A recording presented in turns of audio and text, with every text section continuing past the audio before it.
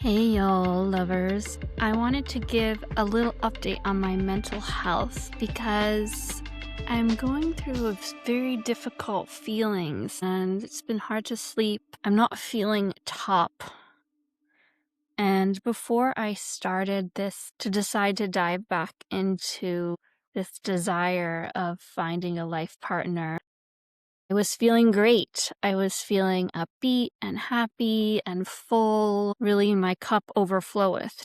I felt so lucky that I have this amazing life. And now I'm feeling really lost. By the end of the day, I start feeling really overwhelmed, and it's not really the best feeling. And I ask myself, why would I choose to go from the state of feeling really incredible to feeling not good?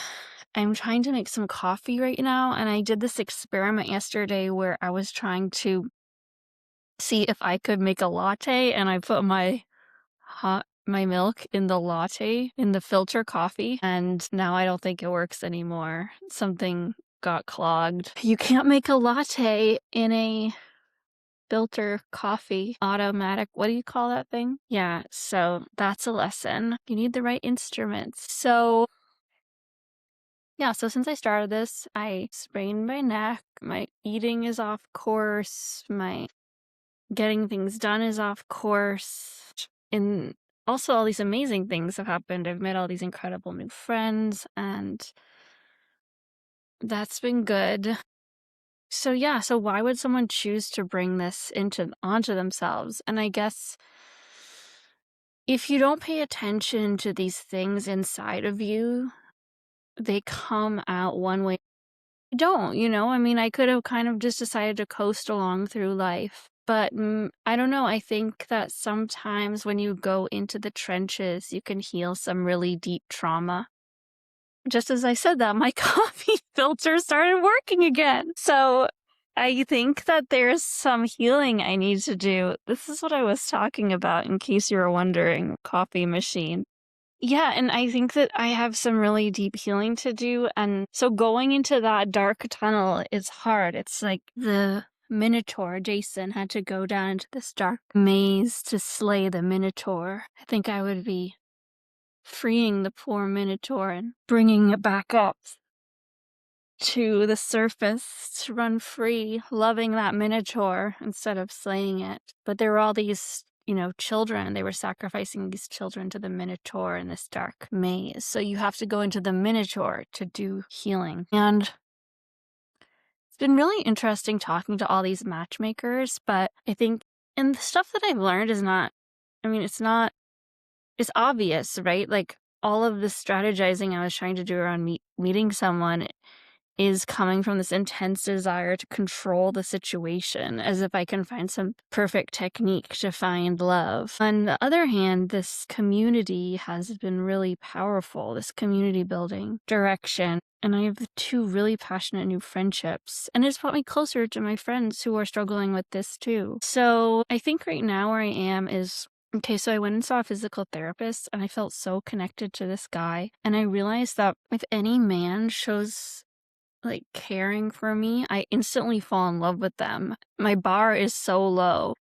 And I feel like I'm in love with both of my dentists, my oral surgeon. It's just kind of wild. And so in love is crazy because I don't really know them. But then if I really think about them, I also feel kind of unworthy. And it scares me because I think when I'm around, my dentist, I take on this persona of this kind of giggly, flirty French aunt. It's like kind of a joke that I have a crush on them or something. I don't really feel like it's sweet and funny, but I don't really, and everybody likes me, but I just don't really feel like I'm not coming as a woman, as someone desirable. I'm coming as kind of this silly character in a French farce or something. There's this character I used to play actually called Belize. It's a play called Les Femmes Savantes, and then the aunt always thinks everybody's in love with her, but they're actually in love with the girl who's the ingenue. And I feel like sometimes when I'm attracted to a man very overtly, I take on this role of Belize, like the silly aunt who's kind of a little bit,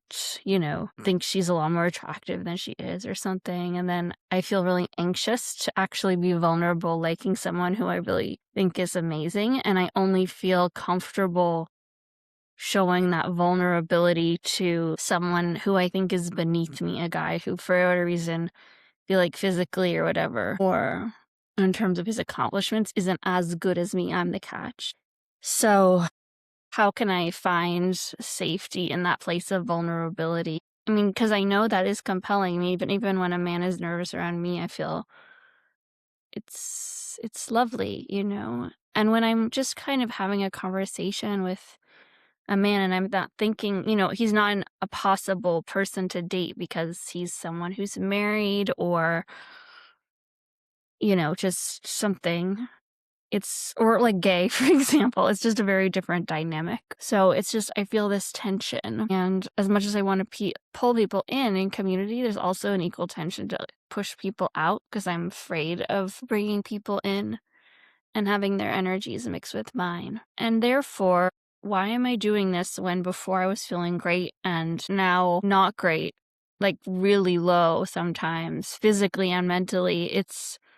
I'm going into these dark places in myself that needed healing, but they weren't revealed to me. And that's where the red thread of desire can take you. If you want something, even if it's something really superficial, like you want to go on a trip or you just really, really want a husband, whether or not that's what's meant for you, if you actually, instead of saying, I shouldn't want this, you like really fully go into it with openness, you can learn a lot about yourself. So now, but I also feel the need to time box it. So things are shifting, things are moving, I'm evolving.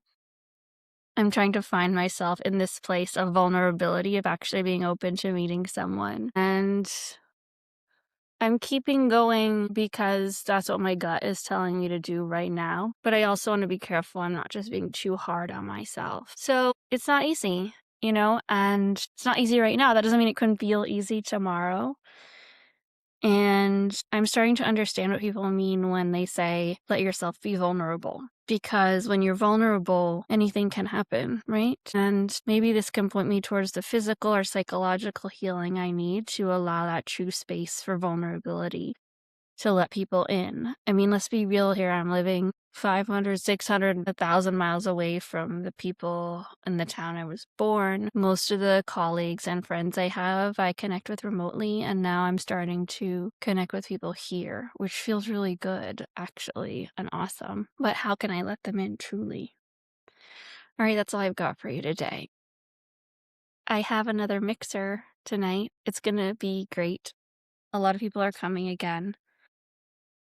All in this spirit of consistent community. Oh, and that's the other thing I was saying. So my friend Nira, who did the art workshop with me, was saying how, she has so much generosity and goodwill towards helping me. And I share that towards her. And she's just one of these people who's just so generous and giving. And she said in her maturity, she's learned to sometimes walk outside and say, I don't want to be generous today.